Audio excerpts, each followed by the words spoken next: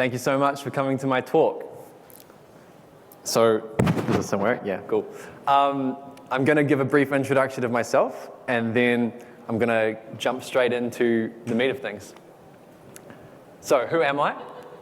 My name is Josiah Hunt. I am an indie game developer, contractor, and game design lecturer. I've worked at companies including Runaway, NutriBlocks, and I'm a game design lecturer at the Otago Polytechnic. I'm also currently working as lead game designer and developer at Spellcaster, which is making educational technology for children with literacy impairments,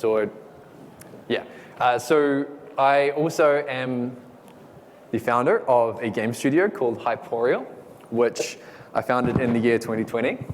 And under Hyporial, we launched the game Blackheart, and that's going to be the main topic of today's talk. Another thing about me is that I'm a fantasy writer, so I wrote 2 books in university and high school called the Azrael Blackheart series, and they formed the inspiration for the game Blackheart, and I'm going to talk briefly about those in a little bit. So what's this talk about specifically? This is about my game Blackheart. I spent 5 years developing it, and Blackheart was funded through the New Zealand Centre of Digital Excellence, so I'm going to talk a little bit about how I got my game funded and what was involved with that, give some tips about how you can get your own games funded. I'm going to cover what it's like leading a small team for the first time, things that I learned about running a business and what's involved with that, and things I did well and things that I failed at. And so if you haven't seen Blackheart, here is a quick little clip taken from our trailer, just so you can get a vibe.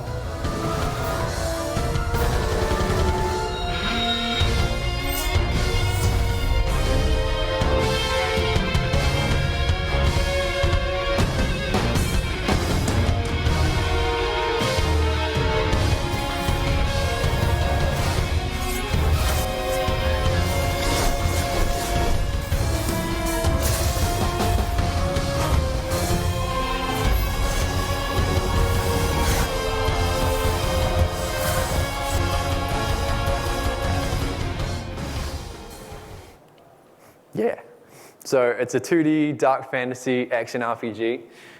You play as this youngest member of this royal family called the Blackhearts, and you're just dealing with kind of the political machinations of all your elder siblings, and you're also fighting, going out into the world, fighting monsters, and uncovering this kind of global threat.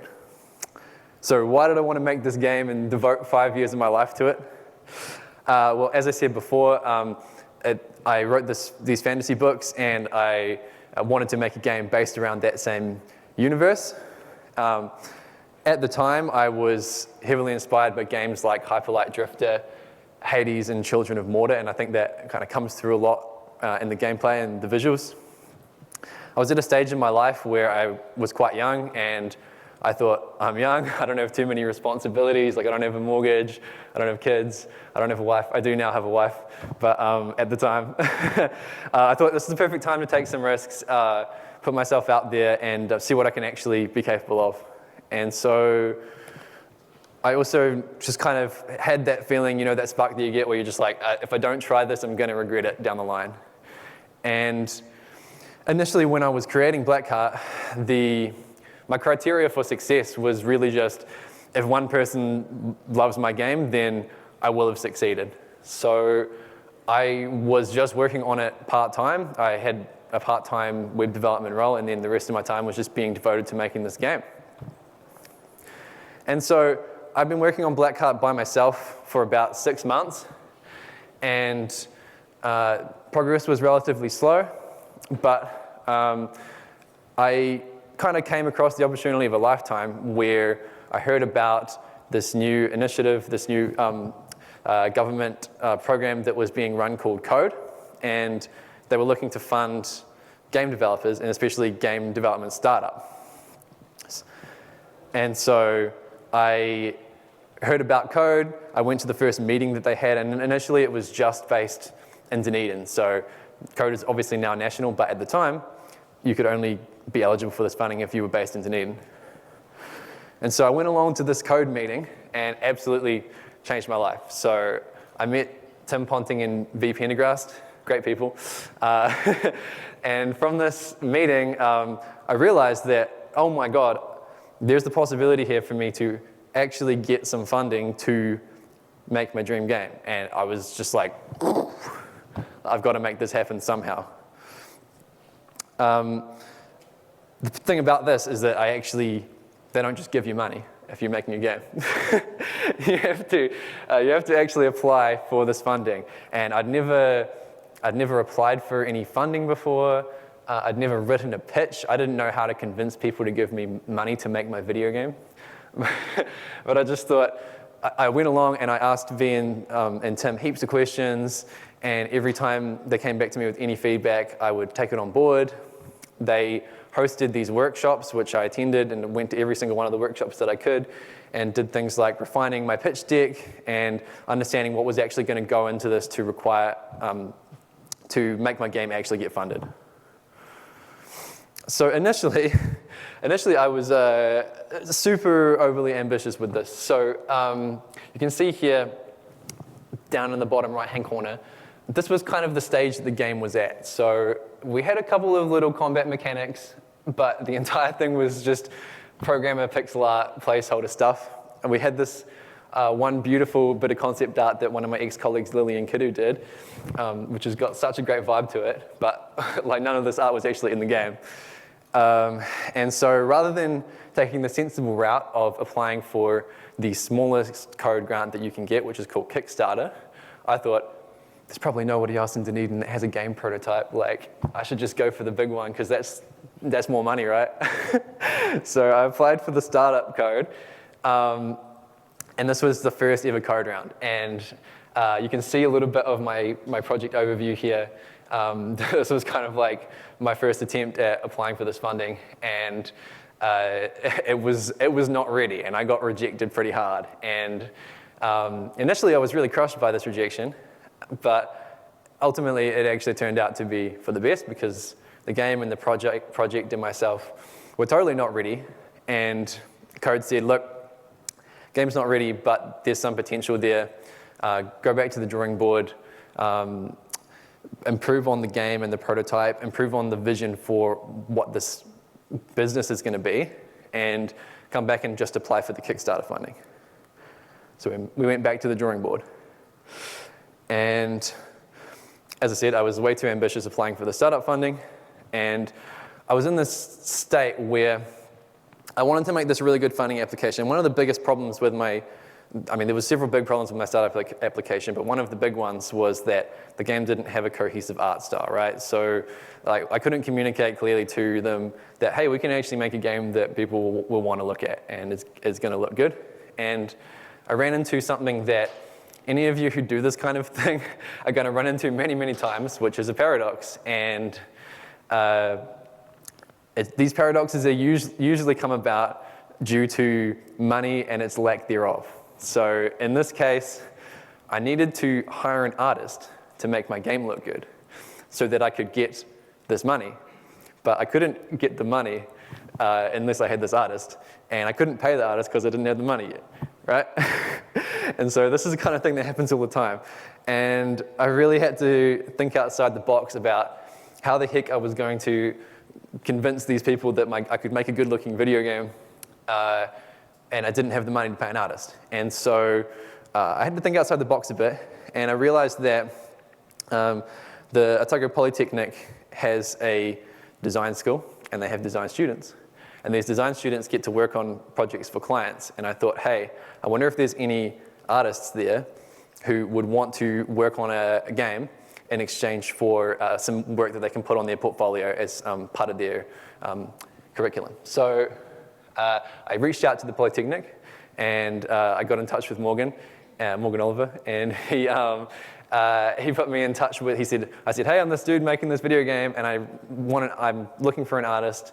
Do you know anybody? And he put me in touch with Sean McLeod, who became pretty much the staple artist on this game for the entirety of the development. And so Sean was able to come on and really, he was able to really give the game that facelift that it needed. And kind of what I realized from this was that, like, I had to live outside my comfort zone a little bit when I was doing this stuff, you know. I had to be okay with going out and asking people for things and just seeing what happened, right? Like, there was kind of no clear-cut way to do this, and I just had to keep thinking, okay, like, how do I achieve the next step? It's easier if you've got all of these thoughts in your head about where you're trying to go. It can be so overwhelming, especially if you don't know how you're going to get there. And so, for me, it was just, what is the next step that I can take, and how can I take that?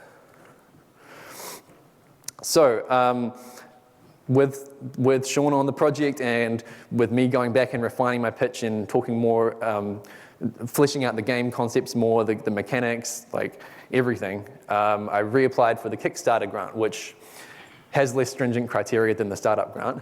And this time, we were successful. And this was just an absolute dream come true, because I was literally, someone had given me money to make my dream game full time, which was absolutely mind-blowing. But obviously this comes with a lot of responsibilities. Pardon me. And so my day-to-day life changed a bit, and now I had a team, and I had to start doing things like running stand-ups and delegating to artists and team members. And I wasn't just one guy making a video game. I was actually running a team all of a sudden. And I had to deal with people. One little side tangent to that is that this also came at a time when, as I said, we were figuring out the game's visual style. And you can see on the top image there, this was kind of like how the game looked before Sean came on. And then afterwards, we moved away from pixel art, which was a very conscious decision. Very early on, the game was this pixel art style.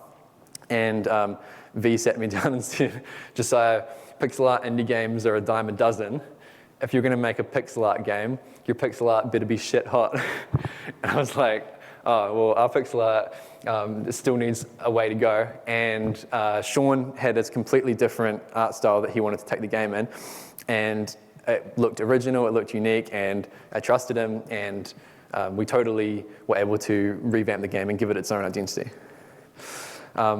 As I mentioned before, though, my day-to-day life became partially about managing other people as well. So, and that comes with dealing with other people's different personalities and different expectations and ways of working. And so actually very early on, a wee bit after we received this Kickstarter funding, one of my artists left the project because we were just butting heads about how things should operate and what the expectations were around work. And it sucked at the time. It was stressful, and having someone, you don't want to have someone leave your team, especially kind of on bad terms, but sometimes you just have conflicts with people, and you might get on with someone personally, and then when you actually start working with them, that's a different story, right? And that's something that you have to be prepared to deal with. Another thing I did at this time was that I started running social media. So we had an X profile, we had a Discord server, and as much as I could, I was posting updates to those just to tell people about the game and start getting it out there. And I'd really recommend if you've got a startup and you're making a game and nobody knows about it yet, don't wait until your game's almost done. Start telling people about it now, even if it doesn't look that good yet. You can show concept art, you can talk about the different ideas behind it, anything that you can do just to get people knowing that you're this person and you're making this thing. And part of that was also we got to showcase the game. So we're taking Blackheart to NZGDC and we're taking it to PAX, and for a little bit, my life looked like this. And it was a very fun time. And there's my beautiful wife, Sophia. And my favorite picture from here is Auntie Cindy down the bottom. I don't know if you can see her. She's having an absolute blast. I feel kind of bad, like I probably should have gotten her a chair or something. She was having fun, but she told me that she's more of a console gamer. So like I feel like she didn't really get to show off her skills properly. Okay, so Fast forward a little bit, and we'd developed the game a lot further, and we were ready to apply for startup funding again. So this is the grant that I tried to apply for the first time and got rejected. However, this time, we'd had the Kickstarter grant, we'd developed the game further, we'd figured out who we were as a business, what our game was all about, and we'd started doing things like, as I said, running the socials, going to these events, getting people to play our game, getting validation from players, and we'd started talking to publishers as well, just in the very early stages. So, spoiler alert, the startup funding application was successful. And why was it successful? I'm going to briefly kind of touch on a few of the most important things I think that helped us get it over the line. So I've talked about it quite a bit already, but the game had a clearly defined visual style at this point. It looked good. We had team validation, so we've proven that, hey, we've actually been able to take this money and we've been able to look at what we've been able to make with this, and we can actually walk the walk. The game, we had set out a realistic scope and timeline to launch, so this is a really easy thing to get wrong because everybody thinks they can do more than they can. So I would just say, like, if you have a scope for your game, cut it in half and then cut it in half again. It's usually a good rule. And we'd gotten a pretty good sense from after working from the Kickstart funding about how much time it actually took us to do things.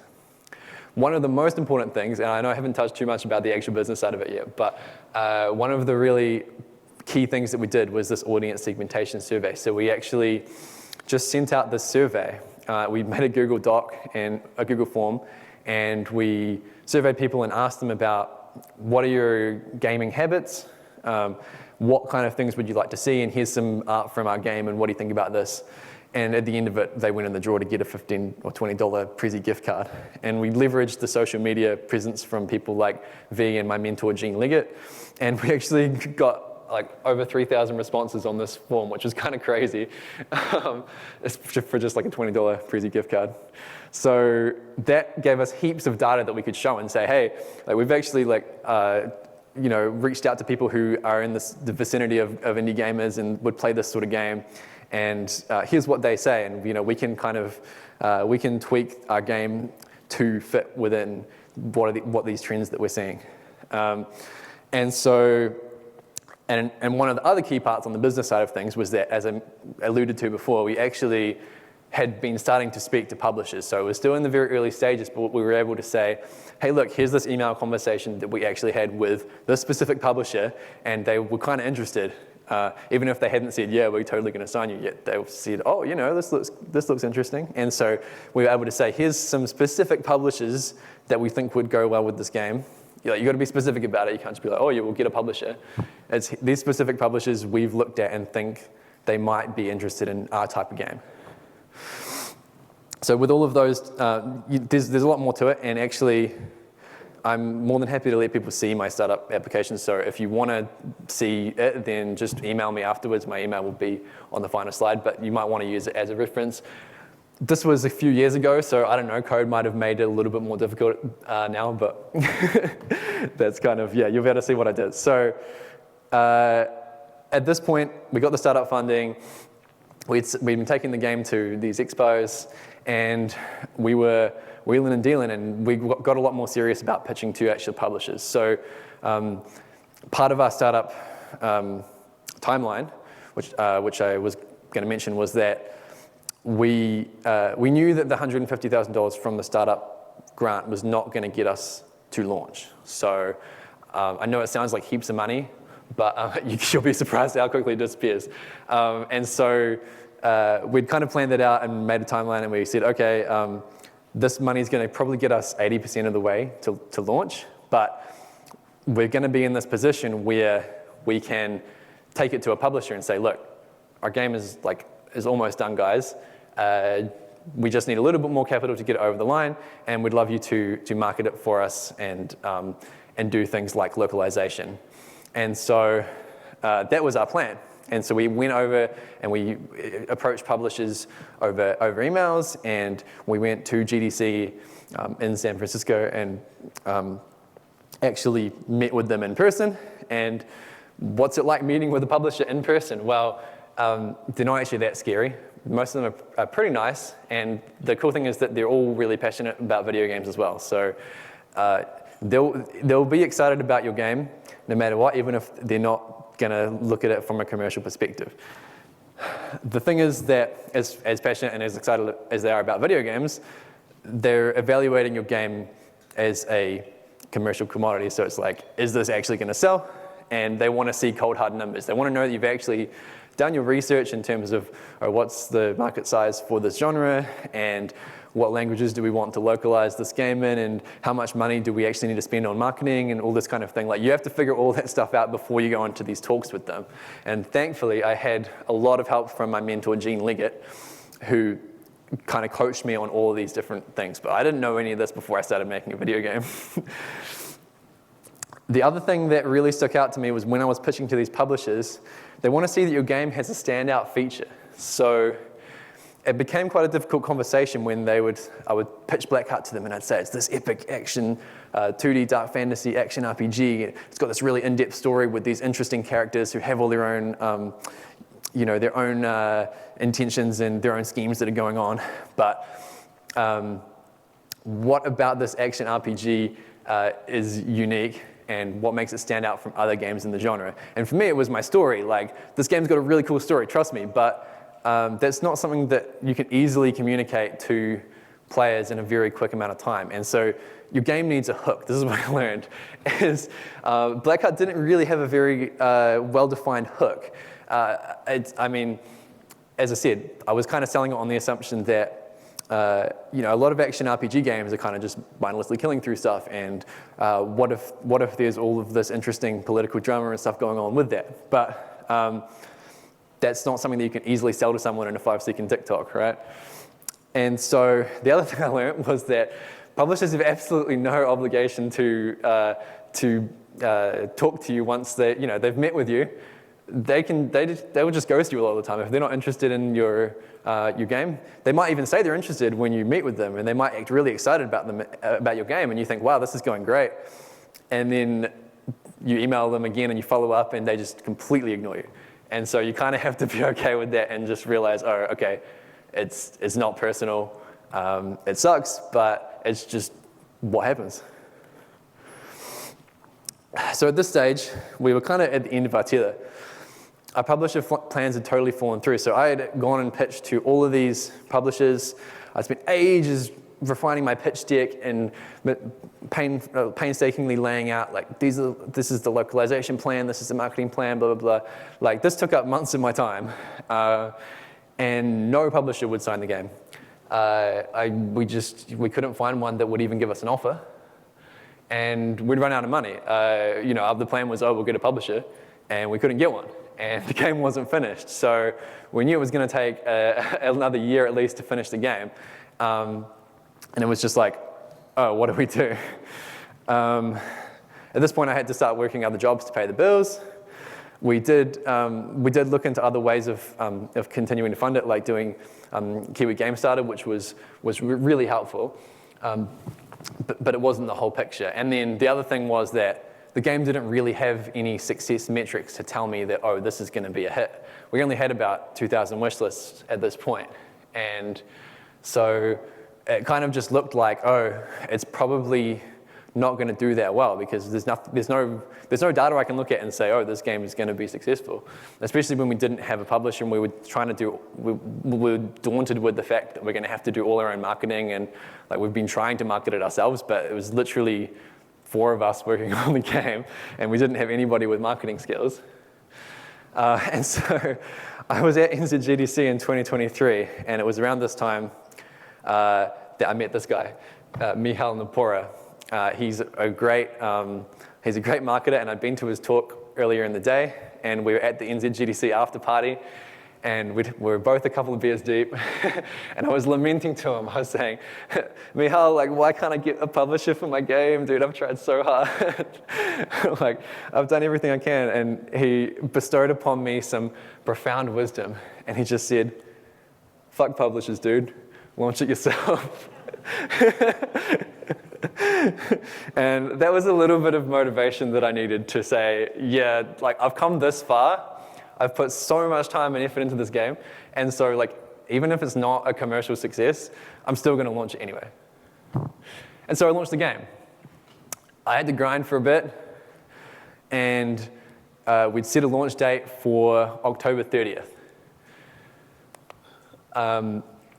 We worked really hard to get the game done in time. We had to make a lot of compromises and cut a lot of corners, but we just stuck to that deadline and we went with it. And I'm really proud of what we managed to actually get done in time. But the launch went about how you would expect, considering our low wish list numbers, the fact that we didn't have a publisher on board, we didn't have, I personally went out and told everybody that I could about it, and I went through, just spent ages trawling through Twitch streams to find random Twitch streamers who might play this sort of game and tell them, hey, I saw you played this game, do you want to try playing my game? I sent out keys, all these tried all these different approaches, but it didn't really sell very well. And the financials were absolutely dire. So as I said, we were out of money. I was personally just completely broke. I couldn't even pay the rent at my house. So my wife and I had to move out of our flat and back in with her parents. And so the other thing that happened at this time was that I'd scheduled the launch for October 30th. I had told everybody on socials, hey, we're launching on October 30th, and I put my Steam build in, my final build to be approved a week before the launch, and then it got to October 30th, and Steam still hadn't greenlit my game. And so I was just sitting there, trying to talk to Steam, being guys, please, I'm supposed to be launching the game today, and I messaged V Pendergrass. He said, V, Steam's not greenlighting my game, and V just said, you're an indie game, they'll get around to it when they get around to it. And so the game wasn't able to be, the launch had to be delayed by a day. And so at this point, I was feeling pretty low. Here's a picture of me on the day that the game launched. And my amazing, beautiful wife got me this custom cake. I don't know if you can see it. It's got Oasis and the Blackheart logo on it. It was a really nice cake, but you can kind of see the sadness in my eyes.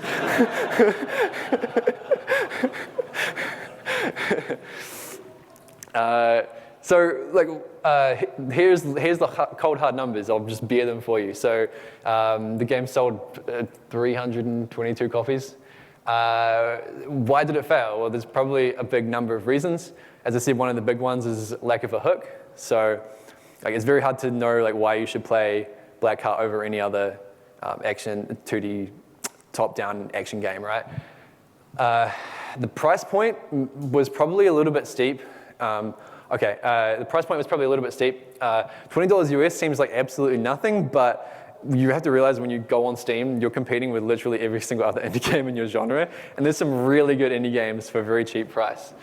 On top of this, we had no marketing budget, so I couldn't pay anybody to do paid promotion, or I couldn't run ads or anything like that. And social media is so saturated. When you make posts, every single other indie developer is posting about their game too, and so you're just drowned out in this ocean of games. And I personally was wearing way too many hats. So I was the programmer, the team lead, blah, blah, blah, blah, blah, blah, and I just couldn't learn and have the mental bandwidth and the time to become a good marketer as well. Ultimately, the game just didn't really stand out that much. It didn't sell itself. And so the one thing I would do in future is, rather than trying to kind of focus on story, I just wouldn't worry about the story. I would just try to do one thing in my game that's better than all the other games in my genre. So I know it's been a little bit of doom and gloom, but actually, I didn't fail, because people played my game and they loved it. So we've had some really positive reviews from people, and this was from Josiah Huck, a games journalist, and we've had some really positive Steam reviews, and I achieved my goal of somebody loving my game. I've experienced massive personal and professional progression in the last 5 years. So I was a junior developer when I started this, and now I have touched every single aspect of making a video game. And I get to do what I love for a living. So my message to you is, don't be afraid of failure. And as I said, next game will be even better. So in conclusion, launching your own game could be the most difficult and most rewarding thing that you do. Making games is not the same thing as selling games. I know, guys, it's crazy. But if you're like me and you're creative and you're not very good at marketing, hire someone to do your marketing. And I would encourage you all to take some risks and be okay with not everything working out. You're not going to die, even if your game totally crashes and burns. And finally, find the intersection between your passion and what's marketable. If there's like a graph of like passion and marketability, Blackheart is all the way over here. And I think if I'd found something that's more here, it might have done a little bit better. Thank you.